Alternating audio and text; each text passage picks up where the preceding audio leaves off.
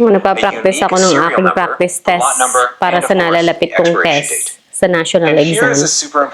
Okay. The PTCB loves to tell. Day off ko ngayon. Kahapon ay day off ko rin. 2 days ko ngayon. Pero pumasok na ako sa ospital. Kaya hindi ko nagamit sa pag-i-enjoy yung aking day off. Pero ngayon, second day, gagamitin ko naman sa paggagawa ng test. Tsaka ng mga assignment. Oh my God. Okay.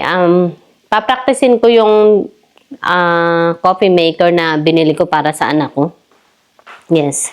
Binilang ko siya ng gagamitin niya dun sa apartment niya. Hala, nasaan na sabi ko testingin ko? Pinasok dun sa kwarto. Sabi ko, nasa na yan? Oh, dami niyang dadalhin. Hindi pa siya nagagayak. Nasa na yung, to. Sabi ko, testingin ko yung copy. Dinala din dito. Shh! Talaga, kung sigurado ba na yun talaga itong copy na ito yung nabili namin or nabili ko para sa kanya. Yung individual lang ang binili ko para sa kanya dahil nga, siya lang naman ang magkakapi eh. Yun, mura lang ang bili ko dito. Hindi ko na binili yung Keurig at medyo may kamahalan yung Keurig. Ito na lang mumurahin. $24 nga lang ito. Yes, ito siya. Maliit lang. Sabi ko sa kanya, solo ka lang naman eh. Ayan, pinili ko yung mura lamang. Pareho lang din naman. Hopefully, pareho lang siya. Ito yung coffee maker niya. Ayan, pang-isahang iinom lang ng kape. Yes. Tetestingin natin bago ang lahat. Yes, sandali. Kailangan na i-testingin ko muna bago ko, para alam ko kung gumagana ba or hindi. Ito yung lagayan ng kape. Hanggang 6 ounce siya. Sandali, kuha tayong tubig.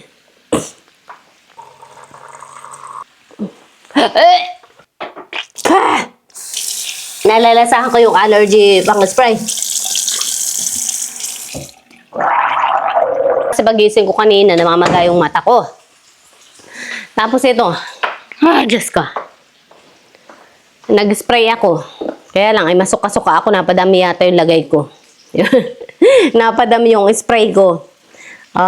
Kaya ayun, ang hirap na may allergy kasi kung hindi mata kong apektado, yun nga, panay-panay ang bahin ko kanina. Napahinaan ko yung apoy. Ito siguro kung ito yung lalagyan ng filter. Papakita ko kailangan ituro ko pa sa anak kung paano gagamitin to. Dahil yung batang may pagkakagaya ko din na walang pasensya. And then, ilagay natin tong kape. Saksak pala muna kasi hindi magtitimpla kung hindi mo sasaksak.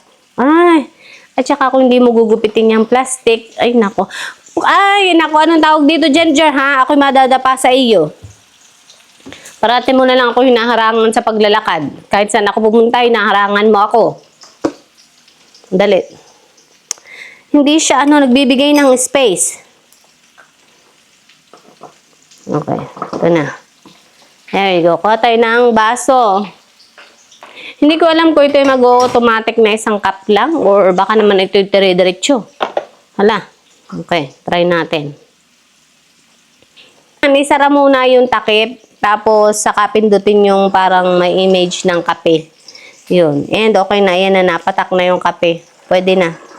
And then siguro, pag napuno na yung baso, papatayin ko na siya dahil kung hindi, ay uubusin niya yung tubig na nandun sa lagayan.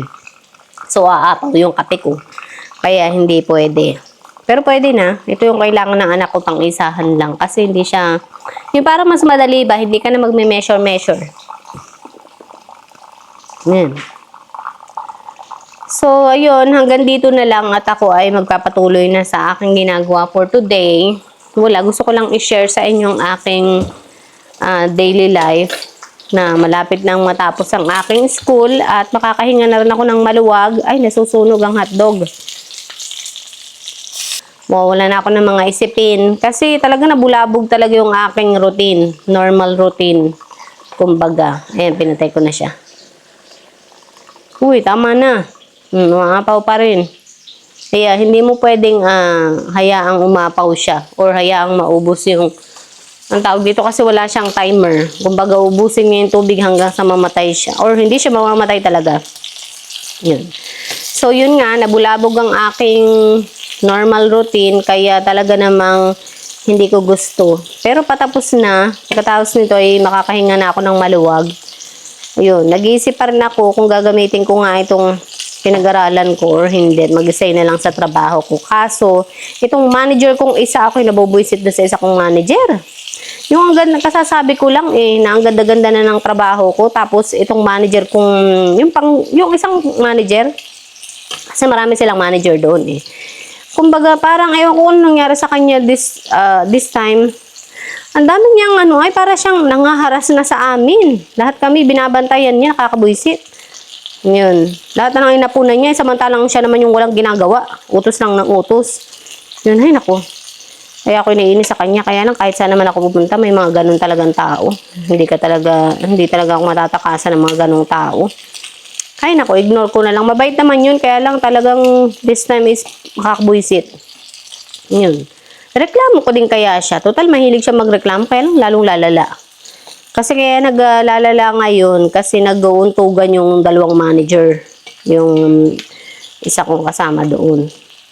Yun.